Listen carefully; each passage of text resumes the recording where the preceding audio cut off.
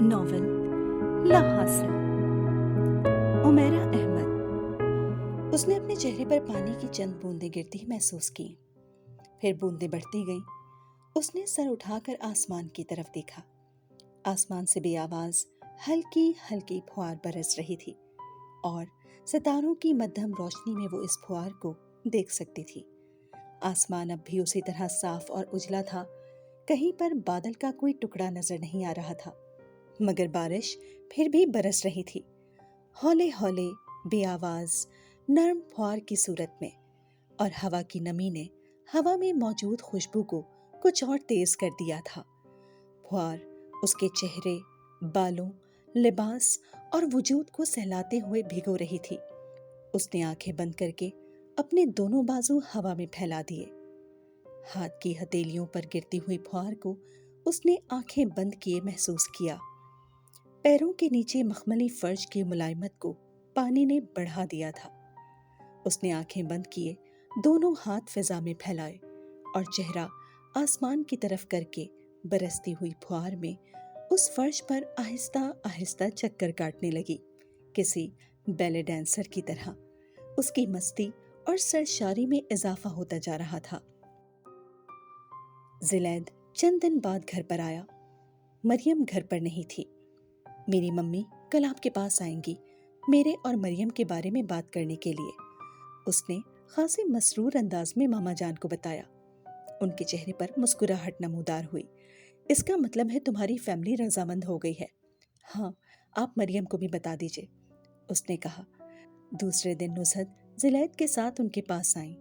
صوفیہ نے نزہت کو مریم کے بارے میں اچھے ریمارکس نہیں دیے تھے اور فطری طور پر انہیں بھی زلید اور صوفیہ کا رشتہ نہ ہونے پر مایوسی ہوئی تھی، لیکن اس کے باوجود انہوں نے ماما جان کو اپنے ہاں آنے کی دعوت دی، مگر انہوں نے انکار کر دیا۔ میں زلید سے بہت بار مل چکی ہوں اور مجھے وہ پسند ہے، پھر بہتر ہے ہم رسمی قسم کے تکلفات میں نہ پڑیں۔ میں چاہتی ہوں ہم لوگ آج ہی شادی کی تاریخ طے کر لیں۔ نزہت کو اس پر کوئی اعتراض نہیں تھا۔ ان لوگوں نے 1 ماہ بعد کی تاریخ طے کر دی۔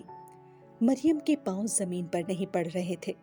آپ نے دیکھا ماما جان، آپ خامخواہ خوفزدہ ہو رہی تھی۔ زلید نے اپنی فیملی کو منا لیا نا، اگر ان کی مرضی کے بغیر بھی شادی ہوتی تب بھی بعد میں وہ مان جاتے، آخر کتنی دیر ناراض رہ سکتے تھے۔ زلید یہی بات کہہ رہا تھا۔ اس نے نزہت اور زلید کے جاتے ہی ماما جان سے کہا۔ ماما جان نے کچھ کہنے کے بجائے صرف مسکرا کر اسے دیکھا اور چائے کے برتن اٹھانے لگی۔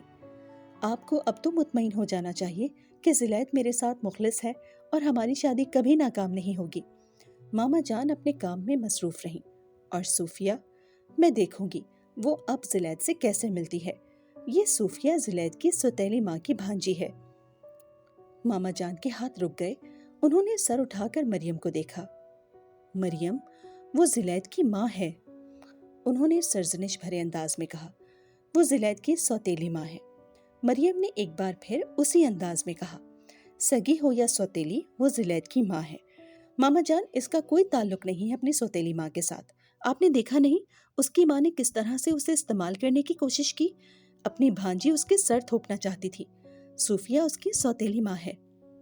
صوفیہ اس کی سوتیلی ماں کا سٹنٹ ہے، اس نے تلخ لہجے میں کہا۔ کیا یہ سب زلید نے کہا تم سے؟ ماما جان نے زندگی میں پہلی بار سخت لہجے میں بات کی۔ نہیں، اس نے نہیں کہا، مگر میں بے وقوف نہیں ہوں، عقل رکھتی ہوں، اندازہ لگا سکتی ہوں۔ تم اپنی عقل اور اندازوں کو اپنے پاس رکھو۔ زلید کا اپنی ماں کے ساتھ تعلق ہے یا نہیں، یہ اس کا مسئلہ ہے، وہ اسے استعمال کر رہی ہے یا نہیں، یہ بھی تمہارا مسئلہ نہیں ہے۔ تمہیں زلید سے متعلقہ ہر شخص کی عزت کرنی ہے۔ عزت؟ آپ جانتی ہیں اس کے ماں باپ نے کس طرح اس شادی میں رکاوٹیں ڈالی ہیں، کیسی کیسی باتیں کہی ہیں۔ میں تو ایسے لوگوں کی کبھی عزت نہیں کر سکتی۔ وہ ان کا بیٹا ہے، انہیں حق ہے کہ وہ اپنی پسند ناپسند کا اظہار کرتے۔ اس کا مطلب یہ نہیں کہ تم ان کی عزت نہ کرو، ان سے بدتمیزی کرو۔ مریم کو حیرت ہو رہی تھی، کیا ماما جان کو غصہ آ سکتا ہے؟ میں صرف اس کے باپ کی عزت کروں گی، مگر میں اس کی ماں اور بہن بھائیوں سے کوئی تعلق نہیں رکھوں گی۔ ان لوگوں کا اس کے ساتھ کوئی تعلق نہیں ہے۔ اس پر ماما جان کے غصے کا کوئی اثر نہیں ہوا۔ پھر تم زلید سے شادی نہ کرو۔ اگر تم اس کے خاندان کی عزت نہیں کر سکتی تو پھر تمہیں اس خاندان کا حصہ بننے کا کوئی حق نہیں ہے۔ کیا تم اس کے خاندان کو تقسیم کر دینا چاہتی ہو؟ ماما جان، آپ نہیں جانتی، ان لوگوں نے میرے اور آپ کے بارے میں کیسی باتیں کی تھی؟ صوفیہ کالج میں کہتی پھرتی تھی کہ انکل اور آنٹی کبھی مجھ سے زلید کی شادی پر تیار نہیں ہوں گے۔ انہوں نے زلید سے کہا ہے کہ وہ کسی فقیر کی بیٹی سے تو اس کی شادی کرنے پر تیار ہیں، مگر کسی انگریز عورت کی بیٹی سے نہیں۔ ماما جان کا چہرہ زرد ہو گیا۔ مریم کی آنکھوں میں اب آنسو امڑ رہے تھے۔ وہ ویسے ہی کہہ رہی ہوگی۔ ماما جان نے اس سے نظریں چراتے ہوئے لرزتے ہاتھوں سے ایک بار پھر برتن سمیٹنا شروع کر دیے۔ نہیں، وہ ایسے ہی نہیں کہہ رہی تھی، میں نے زلید کو بتایا تھا یہ سب۔ اس نے کہا کہ اس کے بابا نے یہ بات کہی ہے اور شادی پر ان کا اعتراض صرف یہی ہے۔ اس نے کہا کہ میں آپ کو اس بارے میں نہ بتاؤں کیونکہ آپ کو تکلیف ہوگی۔ مگر ماما جان آپ خود سوچیں، اس کے بابا ایسی بات کیوں کہتے؟ یہ تو اس کی سوتیلی ماں نے ان کو بھڑکایا ہوگا تاکہ اس کی شادی صوفیہ سے ہو۔ ماما جان ٹرے لے کر کھڑی ہو گئی۔ مریم کو وہ یکدم بہت تھکی ہوئی نظر آنے لگی تھی۔ جو بھی ہے مریم، تمہیں اس کی فیملی میں جانا ہے تو پھر ان کی عزت بھی کرنی ہے۔ کس نے کیا کہا، کیوں کہا، کتنی تکلیف پہنچی، کتنی بے عزتی ہوئی، اس سب کو بھول جاؤ۔ یہ زندگی ہے، اس میں بہت سارے لفظ بولے جاتے ہیں، بہت سارے لفظ سننے پڑتے ہیں، بہت سارے لفظوں کے بہت سارے معنی ہوتے ہیں۔ لفظوں کو اکٹھا کر کے تم انہیں سوچنے اور سمجھنے بیٹھو گی تو پھر زندگی نہیں گزار سکو گی۔ مجھے بہت تکلیف ہوگی اگر کبھی کسی نے مجھ سے یہ کہا کہ میں نے تمہیں سب کچھ سکھایا مگر عزت کرنا نہیں سکھایا۔ مگر مجھے کوئی افسوس نہیں ہوگا اگر کوئی یہ کہے گا کہ میں نے تمہیں کچھ بھی نہیں سکھایا مگر بڑوں کی عزت کرنا ضرور سکھایا ہے۔ وہ کمرے سے باہر نکل گئیں۔ مریم کے چہرے پر ناگواری تھی۔ ماما جان آخر کون سے یوٹوپیا میں رہ رہی ہیں؟ وہ زیر لب بڑبڑائی۔ مریم نے شادی کے ساری شاپنگ زلید کے ساتھ کی۔ وہ جتنے قیمتی لباس خرید سکتی تھی اس نے خریدے، جتنے مہنگے زیورات لے سکتی تھی اس نے لیے۔ زلید نے خاصی خوشدلی اور فیاضی سے اسے شاپنگ کروائی تھی۔ مریم نے ماما جان سے وہ رقم نہیں لی تھی جو وہ اسے شادی کی شاپنگ کے لیے دینا چاہتی تھی۔ ماما جان، اتنی رقم میں 2 اچھے سوٹ تک نہیں خرید سکتی، اس لیے آپ یہ رہنے دیں۔ زلید چاہتا ہے کہ میں اس کے ساتھ شادی کی شاپنگ کروں، اس لیے میں اسی کے ساتھ شاپنگ کرنا چاہتی ہوں، اس نے ماما جان سے کہا۔ اپنی خوشی اور سرشاری میں اس نے ماما جان کے چہرے کے تاثرات بھی پڑھنے کی کوشش نہیں کی۔ شاپنگ کرنے کے بعد اس نے ماما جان کو وہ تمام چیزیں دکھائی تھیں جو وہ خرید کر لائی تھی۔ ایک ہلکی سی مسکراہٹ کے سوا ماما جان نے کوئی رد عمل نہیں دکھایا۔ اس رات سونے سے پہلے اس نے ماما جان سے کہا، کیا آپ کو پتہ ہے ماما جان، دنیا کتنی خوبصورت ہے؟ ماما جان نے اس کے جگمگاتے چہرے کو دیکھا۔ وہ اپنے بستر پر چت لیٹے آنکھیں بند کیے ہوئے تھی۔ ہاں، میں جانتی ہوں مریم، دنیا بہت خوبصورت نظر آتی ہے۔ وہ بلب بند کر کے اپنے بستر کی طرف آتے ہوئے بولی۔ کتنی خوشی ہوتی ہے نا ماما جان جب کسی دکان میں جائیں اور اس قابل ہوں کہ وہاں موجود قیمتی سے قیمتی چیز بھی خرید سکتے ہوں۔ اس نے ماما جان کی بات پر غور کیے بغیر مسرور لہجے میں کہا، اور تمہیں پتہ ہے مریم، دنیا کی دکان میں سب سے سستی چیز کون ہے؟ خریدار۔ ماما جان نے اس کی بات کے جواب میں پرسکون انداز میں کہا، ماما جان، کیا مجھے خوش نہیں ہونا چاہیے کہ مجھے وہ چیز مل گئی ہے جس سے مجھے محبت ہے؟ اس نے کچھ بھنا کر کہا، تمہیں دعا کرنی چاہیے کہ تمہارے پاس وہ چیز رہے جس سے تمہیں محبت ہے۔ وہ نیم تاریکی میں ان کی بات پر چھت کو گھورنے لگی۔ ماما جان، میں آپ کو ایک بات بتاؤں؟ اس نے یکدم ان کی طرف کروٹ لیتے ہوئے کہا، جب میں یہاں سے چلی جاؤں گی نا تو یہ گھر مجھے کبھی یاد نہیں آئے گا، میں کبھی اس کے بارے میں سوچوں گی بھی نہیں، اور آپ دیکھ لینا، ایک بار یہاں سے جانے کے بعد میں کبھی یہاں کر نہیں رہوں گی۔ اچھا، آپ سو جاتے ہیں؟ اس نے اپنی بات کے جواب میں ماما جان کو مسکرا کر آنکھیں بند کرتے دیکھا۔ وہ ایک گہرا سانس لے کر رہ گئی۔ شادی اتنی ہی دھوم دھام سے ہوئی تھی جتنا مریم نے چاہا تھا، اگرچہ اس کا نکاح اور رخصتی ایک مقامی میرج ہال میں ہوئی تھی اور اس تقریب میں زیادہ لوگ شامل نہیں تھے، لیکن ولیمہ مظہر کے ذاتی 5 اسٹار ہوٹل میں منعقد کیا گیا تھا، اور اس میں مریم نے ان تمام لوگوں کو مدعو کیا تھا جنہیں وہ مدعو کرنا چاہتی تھی۔ زلید کا اپنا حلقہ احباب بہت وسیع تھا، لیکن اس کے والد کے اپنے شناساؤں کی ایک بڑی تعداد بھی وہاں موجود تھی، کیونکہ یہ ان کے ہاں پہلی شادی تھی۔ اس لیے تمام تلخیوں اور ناراضگی کے باوجود انہوں نے اپنے پورے خاندان اور تمام دوستوں کو بلایا تھا۔ ماما جان نے زلید کے اصرار کے باوجود ولیمے میں شرکت نہیں کی۔ زلید خاصا مایوس ہوا، مگر مریم خوش تھی۔ ماما جان کی عدم شرکت کو اس نے محسوس نہیں کیا۔ ان کے وہاں ہونے یا نہ ہونے سے ان 3000 مہمانوں کی بھیڑ پر کوئی فرق نہیں پڑتا، جن میں بڑے بڑے نامی گرامی لوگ شامل تھے۔ ولیمے کی دعوت کے اختتام پر گھر جاتے ہوئے زلیخا نے ایک بار پھر ماما جان کی عدم موجودگی کا ذکر کیا۔ ماما جان آتی تو مجھے بہت خوشی ہوتی۔ مریم خاموش رہی۔ ہم کل صبح ان کی طرف چلیں گے۔ آج بھی تو گئے تھے، مریم نے اسے یاد دلایا۔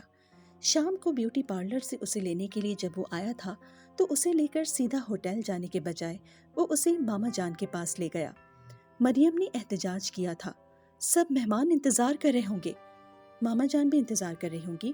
وہ آج اس دعوت میں نہیں آ رہی، مگر ان کی خواہش تو ہوگی کہ وہ تمہیں دیکھیں۔ مہمان انتظار کر سکتے ہیں، ویسے بھی ہم زیادہ دیر نہیں رکیں گے، صرف مل کر آ جائیں گے، زلیخا نے اس سے کہا۔ مریم کو الجھن اور ناگواری ہونے لگی تھی۔ وہ اب اس طرح کا لباس پہن کر اس گلی میں سے گزرنا نہیں چاہتی تھی، مگر وہ کیا کر سکتی تھی؟ ماما جان انہیں دیکھ کر واقعی بہت خوش ہوئی تھی۔ وہ تو آج کی بات ہے مریم، کل ہم لوگ ان کے ساتھ کچھ زیادہ وقت گزار سکیں گے، زلیخا نے نرمی سے کہا۔ اسے حیرت ہو رہی تھی کہ مریم کو ماما جان کے پاس جانے میں کوئی دلچسپی نہیں تھی۔ مریم ایک بار پھر خاموش رہی۔ زلیخا کے ساتھ مریم کی زندگی کا ایک نیا دور شروع ہوا۔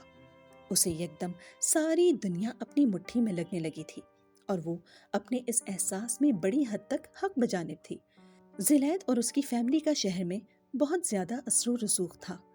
زلیخا کے آرٹ کے حلقوں میں اچھے خاصے تعلقات تھے۔ مریم کو شہرت کے آسمان تک پہنچنے کے لیے جس پلیٹ فارم کی ضرورت تھی وہ اسے مل گیا تھا۔ زلیخا نے اپنے گھر میں موجود اسٹوڈیو سے دے دیا۔ مریم نے اپنی مرضی کے مطابق اس میں بہت زیادہ تبدیلیاں کی۔ میں چاہتا ہوں مریم، تم اپنی فیلڈ میں بہت آگے جاؤ، تمہیں جس چیز کی ضرورت ہو تم خرید لو، مجھے خوشی ہوگی اگر تمہارے آرٹ کی پروموشن میں میرا بھی کوئی رول ہو۔ مریم کو زلیخا کی بات سن کر بے تحاشا خوشی ہوئی۔ زلیخا کا 4 کنال پر بنا ہوا وہ گھر بہت خوبصورت تھا۔ وہ آرکیٹیکٹ نہیں تھا، اس کے باوجود اس نے انڈس ویلی میں حاصل کی گئی بہت سی ٹیکنیک کا استعمال اس گھر میں کیا تھا، اور وہ وقتاً فوقتاً اس کی سجاوٹ کو بدلتا رہتا تھا۔ مگر اب مریم نے آتے ہی اس گھر میں بہت ساری تبدیلیاں کی تھی۔ زلیخا نے بڑی خوشی کے ساتھ اس معاملے میں اسے آزادی دی۔ وہ اس کے لیے بہت اچھا اور محبت کرنے والا شوہر ثابت ہو رہا تھا۔ وہ کم گو اور دھیمے لہجے میں بات کرنے والا متحمل مزاج بندہ تھا۔ اس نے مریم پر کسی قسم کی کوئی پابندی عائد نہیں کی۔ اس معاملے میں وہ خاصا لبرل تھا۔ مریم کب، کہاں، کس کے ساتھ جاتی تھی، اس نے اس سے کبھی نہیں پوچھا۔ آرٹ میں زلیخا کی دلچسپی مریم جیسی ہی تھی، مگر وہ اس کا اظہار آرٹ کے بارے میں کتابیں پڑھنے، آرٹ ایگزیبیشن دیکھنے اور آرٹ سے متعلقہ چیزیں اکٹھی کرنے کے ذریعے کیا کرتا تھا۔ وہ خود بھی اچھی پینٹنگ کر لیا کرتا تھا، مگر اس کا موقع اسے بہت کم ملتا۔ وہ اپنے بزنس میں اس حد تک مصروف رہتا تھا کہ پینٹنگ کے لیے وقت نکالنا اس کے لیے ناممکن تھا۔ مریم کو غصہ جلدی آ جاتا تھا، مگر زلیخا چھوٹی چھوٹی باتوں پر مشتعل ہونے والا شخص نہیں تھا۔ وہ اگر کبھی غصے میں آتا تو مریم کے ساتھ لمبی چوڑی بحث کرنے کے بجائے خاموش ہو جاتا۔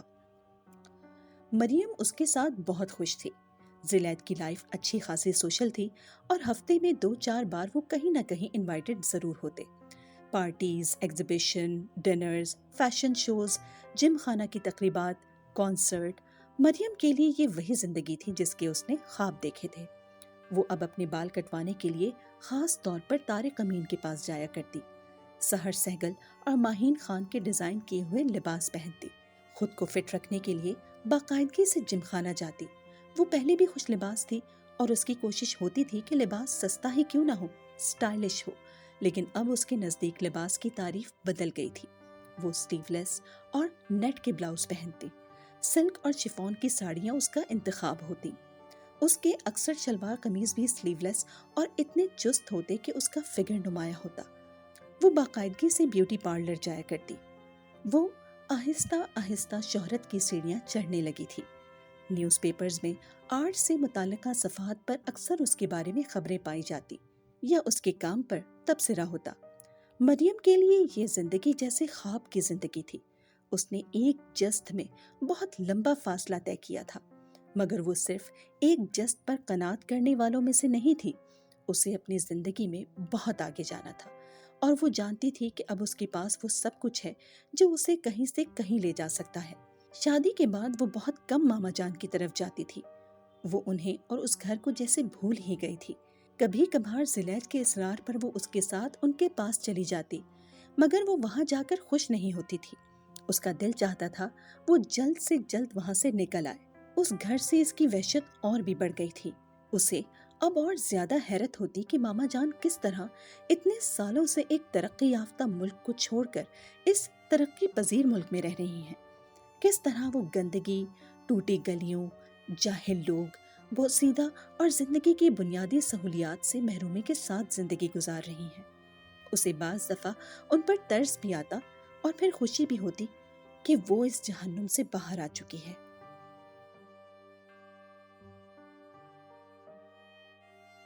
مریم ہی نہیں، زلیخا بھی اس کے ساتھ شادی کر کے خوش تھا۔ شادی اس کی زندگی میں ایک بہت ہی غیر معمولی اور خلاف توقع وقت پر آئی تھی۔ وہ ابھی چند سال اور شادی کی ذمہ داری سے بچنا چاہتا تھا، مگر مریم کے ساتھ ہونے والی ملاقات اور پھر اس کے بعد کے تمام واقعات نے اس طرح جکڑ لیا تھا کہ اس نے اپنی ہر پلاننگ کو اپسیٹ کرتے ہوئے شادی کر لی۔ شادی نے اس کی زندگی میں کوئی خاص بڑی تبدیلی نہیں کی۔ مریم خود بہت مصروف رہتی تھی اور وہ تقریباً ویسی ہی زندگی گزار رہا تھا جیسی شادی سے پہلے تھی۔ بس اب فرق یہ آ گیا تھا کہ اس کے گھر میں ایک اور فرد کا اضافہ ہو گیا تھا، اور پہلے وہ جن تقریبات میں اکیلا جاتا تھا اب مریم کے ساتھ جانے لگا تھا۔ دونوں ایک دوسرے کی زندگی میں مداخلت نہیں کرتے تھے، اور زلیخا بڑی حد تک اس پر اور اس کے کام پر فخر بھی محسوس کرتا تھا۔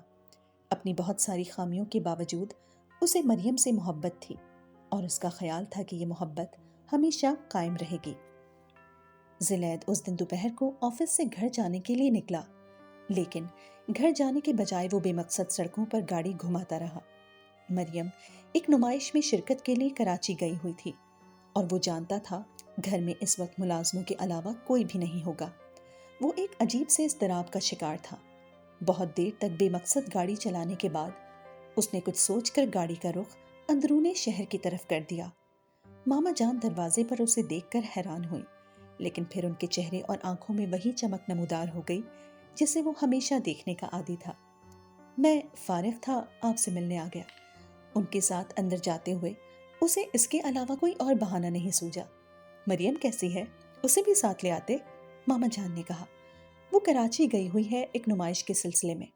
تم ساتھ نہیں گئے؟ میں زلیخا کچھ سوچنے لگا۔ میں مصروف تھا۔ ماما جان اب برآمدے میں پہنچ چکی تھیں۔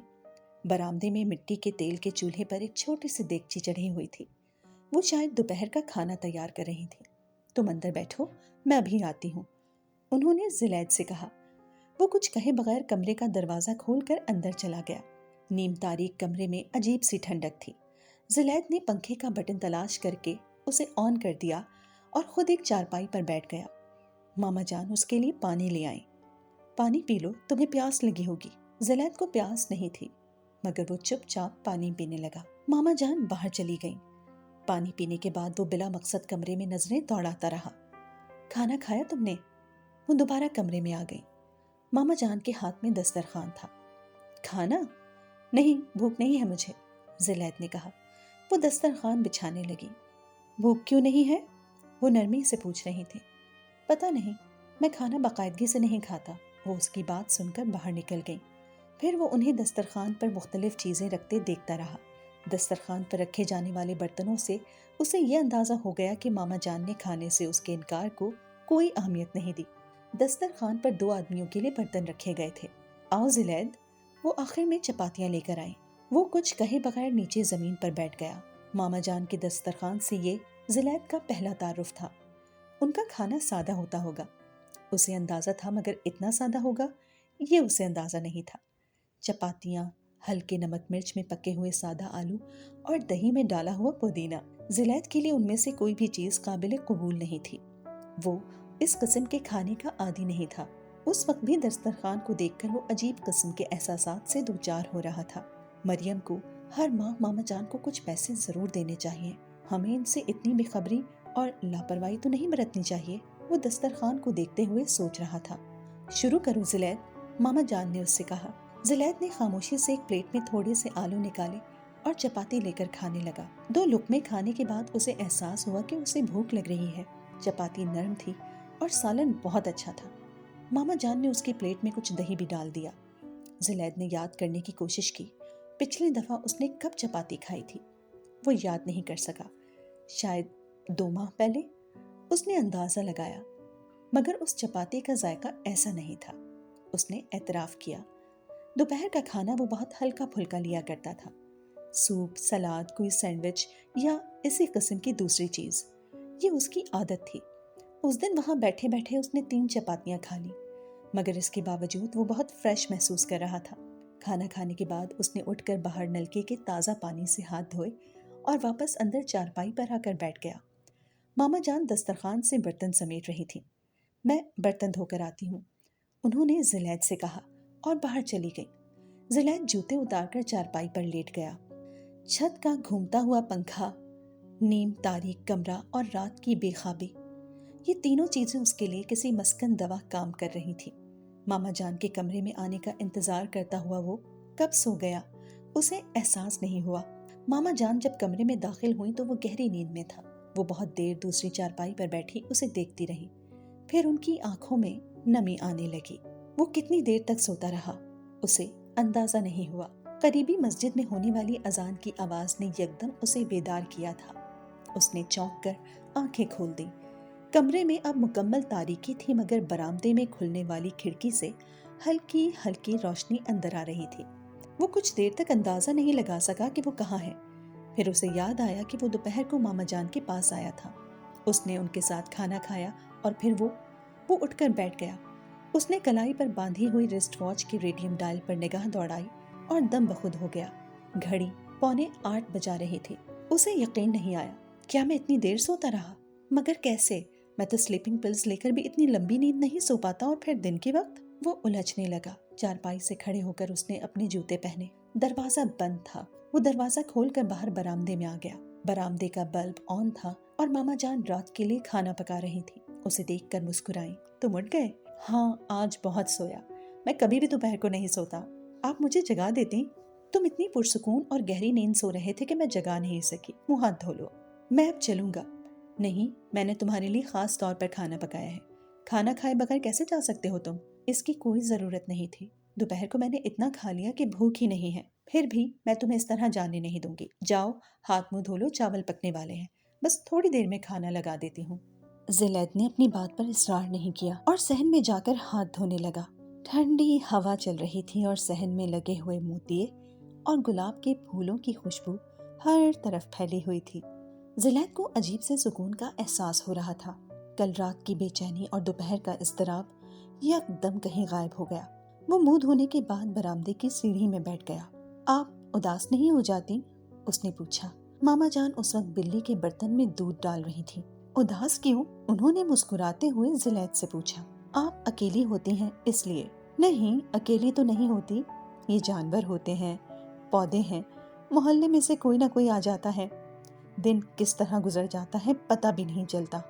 وہ بلی کو دودھ چاٹتے ہوئے دیکھ کر اس سے کہہ رہی تھی۔ پھر بھی مریم یاد تو آتی ہوگی آپ کو؟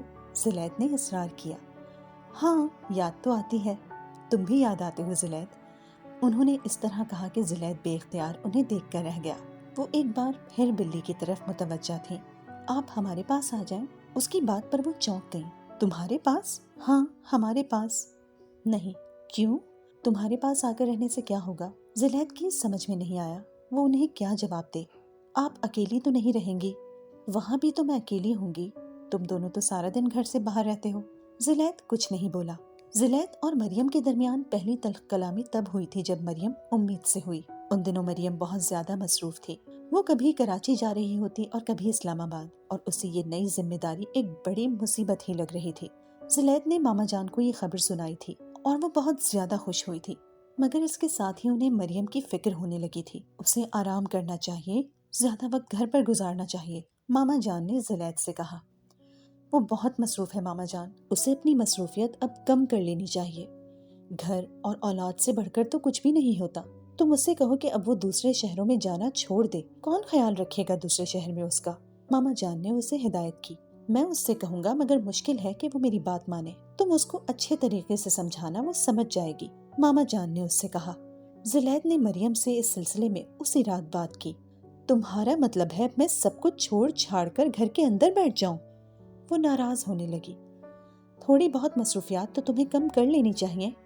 زلید، تم جانتے ہو میرا کریئر کس اسٹیج پر ہے۔ اب مجھے پہچان اور شناخت ملنے لگی ہے تو میں خود کو گھر میں بند کر لوں؟ مریم، بچے کی پیدائش کے بعد تم دوبارہ سے یہ سب کچھ کر سکتی ہو۔ میں تمہیں پینٹ کرنے سے نہیں روک رہا، میں صرف یہ چاہتا ہوں کہ تم اب اتنی پارٹیز میں مت جایا کرو۔ کم از کم اس سے تمہارے کریئر پر کوئی فرق نہیں پڑے گا۔ کیوں نہیں پڑے گا؟ پارٹیز میں لوگوں سے ملنا ملانا ہوتا ہے، آپشنز کا پتہ چلتا ہے، بات چیت ہوتی ہے۔ تو زلیخا نے اس کی بات کاٹ دی۔ یہ سب تمہارے لیے ضروری نہیں ہے مریم، ضروری یہ ہے کہ تم اپنا خیال رکھو، بچے کا خیال رکھو، اور اس کی پیدائش کے بعد بھی اس کے ساتھ گھر پر وقت گزارو۔ زلیخا کی سنجیدگی اسے بری لگ رہی تھی۔ اور میرے کریئر میں جو اتنا لمبا گیپ آ جائے گا وہ اس کا کیا ہوگا؟ یار، تم گھر پر کام کرتی رہنا، تم کو منع کون کر رہا ہے؟ اپنی پینٹنگز کی نمائش بھی کروا لینا۔ میں تو صرف یہ چاہ رہا ہوں کہ ابھی کچھ عرصہ تم اپنی روٹین کو بدل لو۔ زلیخا نے اس بار پہلے سے زیادہ نرمی سے اسے سمجھایا۔ زلیخا، تمہیں کیا ہو گیا ہے؟ تم خود اچھی خاصی سوشل لائف گزار رہے تھے۔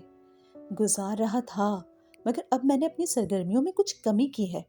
میں بھی تمہارے لیے وقت نکالوں گا۔ مجھے صرف یہ بتاؤ، تمہیں یہ ساری باتیں کون بتاتا ہے؟ تم نے یہ سب کچھ خود سے تو نہیں سوچا ہوگا؟ مریم کو اچانک شک ہوا۔ کیا مطلب ہے تمہارا؟ وہ الجھ گیا۔ ماما جان نے کہا ہے نا یہ سب کچھ؟ اس نے تلخی سے پوچھا۔ وہ خاموش رہا۔ بتاؤ نا، انہوں نے کہا ہے نا؟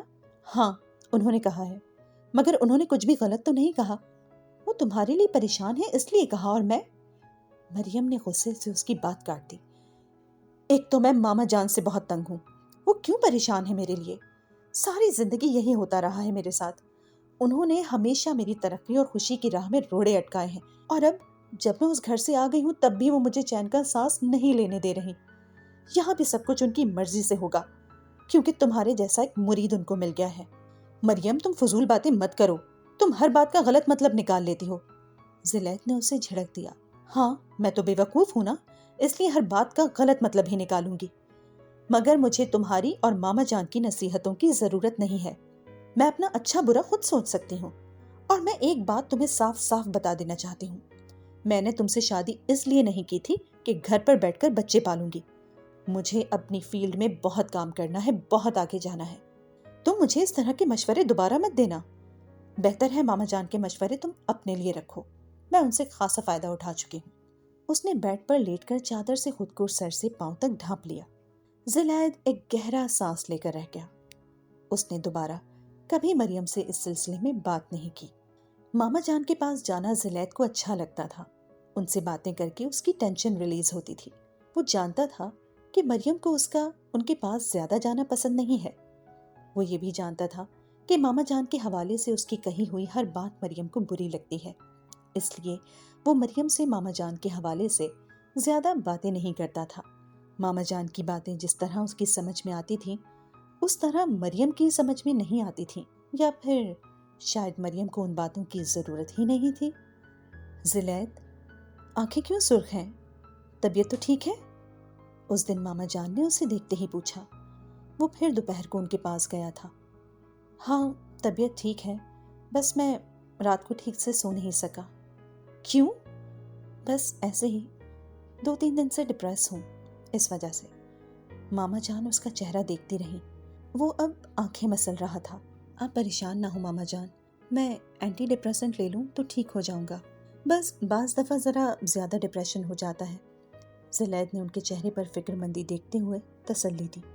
آپ اینٹی ڈپریسنٹ نہ لیا کریں زلیخا، آپ 5 وقت کی نماز پڑھ لیا کریں۔ ماما جان اب اٹھ کر اس کے لیے چائے بنانے لگی۔ وہ ان کی بات سن کر خاموش رہا۔ وہ کچھ دیر بعد چائے لے کر دوبارہ کمرے میں آئی۔ نماز تو آتی ہوگی، وہ اسے کب تھماتے ہوئے بولی۔ زلیخا کے چہرے پر ایک معجوب سی مسکراہٹ نمودار ہوئی۔ بچپن میں دادا نے سکھائی تھی، مگر استعمال کبھی نہیں کی۔ انہوں نے حیرت سے اسے دیکھا اور پھر کھلکھلا کر ہنس پڑی۔ نماز استعمال کرتے ہیں زلیخا؟ نماز ادا کرتے ہیں۔ وہ کچھ جھیپ گیا۔ عید پر نماز کے لیے جاتا ہوں، اصل میں وقت نہیں ملتا، پھر عادت بھی نہیں ہے، بس اسی لیے۔ اس نے بات ادھوری چھوڑ دی۔ آپ کے پاپا نے کبھی آپ سے اس بارے میں نہیں کہا؟ ماما جان کچھ سنجیدہ ہو گئی۔ نہیں، پاپا تو خود نہیں پڑھتے، زلیخا نے وضاحت کی۔ نماز نہیں پڑھتے وہ؟ نہیں، مذہبی نہیں ہے وہ۔ ہمارے گھر کا ماحول بہت لبرل ہے، کوئی بھی نماز نہیں پڑھتا۔ हो सकता है कभी कभार कोई पढ़ लेता हो, मगर ये ऑप्शनल है। पापा ने या मम्मी ने कभी फोर्स नहीं किया। पापा तो वैसे भी अपनी फर्म और बिजनेस में बहुत मसरूफ रहते हैं, उनसे तो कभी इस मौजू पर बात ही नहीं हुई। मम्मी की भी सोशल एक्टिविटीज़ हैं, वो भी मसरूफ़ होती हैं। मैं वैसे भी घर पर उनके साथ रहा ही नहीं। हाँ, बचपन में दादा दादी ने खासा जोर दिया इस पर, मगर फिर बोर्डिंग चला गया। वहाँ नमाज वगैरह सिखाते तो थे, मगर बाकायदगी से पढ़ने के लिए कोई सख्ती नहीं थी। वो चाय पीते हुए उन्हें बताता रहा। अब पढ़ लिया करें ज़ुलैद, मैं सिखा दूँ? मामा जान ने बड़े प्यार से कहा। मामा जान, मैं खुद सीख लूँगा। वो कुछ और शर्मिंदा हुआ। मगर बाकायदगी से नमाज पढ़ना ये बहुत मुश्किल काम है। कोशिश तो की जा सकती है ना? हाँ, कोशिश कर सकता हूँ, मगर रात की नहीं पढ़ सकता, थका हुआ होता हूँ। ठीक है, रात की मत पढ़ो, बाकी 4 पढ़ लो। मामा जान फौरन मान गई। सुबह वाली भी नहीं पढ़ सकता, उस वक्त सो रहा होता हूँ, नींद से उठना बहुत मुश्किल है। ठीक है, वो भी मत पढ़ो, बाकी 3 पढ़ लो। मामा जान ने कोई तारुज नहीं किया। दोपहर वाली बहुत लंबी होती है मामा जान, उस वक्त फैक्ट्री में होता हूँ, बहुत काम होता है, फिर लंच भी करना होता है। वो अब सोच में पड़ गया। ठीक है, बाकी 2 पढ़ लो। मामा जान, शाम वाली भी बहुत मुश्किल है, उस वक्त भी फैक्ट्री में होता हूँ, दोस्त आ जाते हैं, कभी डिनर पर जाना होता है, कभी शॉपिंग करनी होती है। उसे अपने सारे काम याद आने लगे। अच्छा ठीक है, असर की तो पढ़ सकते हो ना, वो लंबी भी नहीं होती, और उस वक्त कई बार तुम यहाँ आए हो या फिर फैक्ट्री में होते हो, है ना? हाँ, वो पढ़ सकता हूँ। उसने कुछ देर सोचते रहने के बाद बिलाखिर आमादगी जाहिर की। तो बस ठीक है, पढ़ लो, अजान काफी देर पहले हो चुकी है। गली में मस्जिद तो तुमने देखी ही है, वहाँ चले जाओ, टोपी मैं तुमको दे देती हूँ। मामा जान उठकर एक संदूक खोलने लगी। वो हक्का बक्का उन्हें देखने लगा। अभी? आज ही? हाँ, क्यों? मैं सोच रहा था कल से शुरू करूंगा। मामा जान एक टोपी निकाल लाई थी। आज से क्यों नहीं? उन्होंने टोपी उसकी तरफ बढ़ाते हुए कहा। उसने टोपी पकड़ ली और कुछ सोचने लगा। क्या हुआ ज़ुलैद? वजू करवा दे मामा जान, मैं मस्जिद में चला तो जाता हूँ, मगर नमाज आती नहीं है मुझे, वहाँ करूँगा क्या मैं? वो अब खासा बेबस नजर आ रहा था। ईद की नमाज तो पढ़ते हो? ज़ुलैद ने उनकी बात काट दी। मामा जान, वो भी ऐसे ही पढ़कर आ जाता हूँ, सब लोगों के साथ सजदा वगैरह कर लेता हूँ, बाद में दुआ मांग लेता हूँ। उसने पहली बार साफ गोई का मुजाहरा किया। मामा जान को बेख्तियार हंसी आ गई। ठीक है, आज मस्जिद में भी उसी तरह पढ़ लेना। आओ, मैं तुम्हें वजू करवा देती हूँ। वो उसे बाहर ले आई। उनकी हिदायत के मुताबिक उसने वजू कर लिया और बाहर चला गया। 20 मिनट बाद वो वापस आए तो उसका चेहरा खासा सुर्ख था। मामा जान ने दरवाजा खोला तो वो टोपी हाथ में पकड़े अंदर आ गया।